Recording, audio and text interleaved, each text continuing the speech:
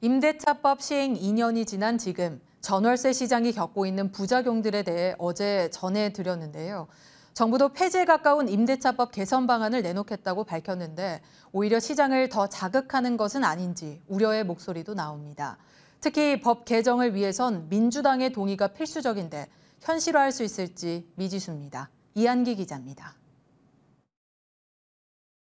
국토교통부와 법무부는 지난달 주택임대차 제도 개선 태스크포스를 구성해 임대차법 제도 개선에 착수했습니다. 수술대에 오른 건 전월세 상한제와 계약갱신 청구권제. 원희룡 국토부 장관은 두 제도가 전셋값을 올리고 시장을 왜곡한다며 폐지에 가까운 개선이 필요하다고 수차례 언급했습니다.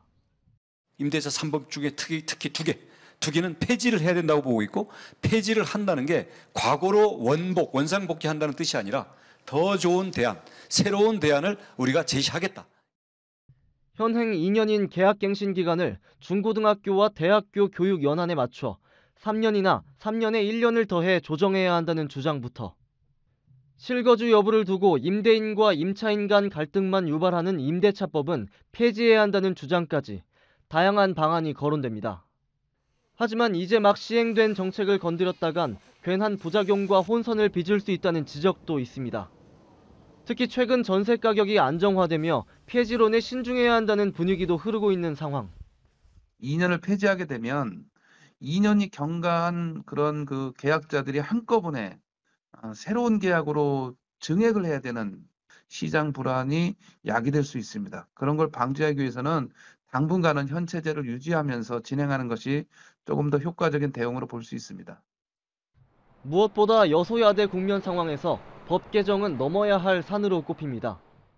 민주당이 협조하지 않는 이상 임대차 3법은 사실상 한 단계의 수정이나 보완도 쉽지는 않습니다. 그러나 민주당도 지금 임대차 3법으로 인해서 벌어지고 있는 여러 가지 부작용을 어느 정도 인지하고 있기 때문에 정부가 야당을 설득한다면 약간의 수정 보완은 가능할 것으로 보여집니다. 임대차법 개정에 나선 윤석열 정부가 전월세 시장의 불안은 잠재우면서도 야당의 동의를 얻어낼 적절한 대안을 찾아낼 수 있을지 주목됩니다. 머니투데이 방송 이한기입니다.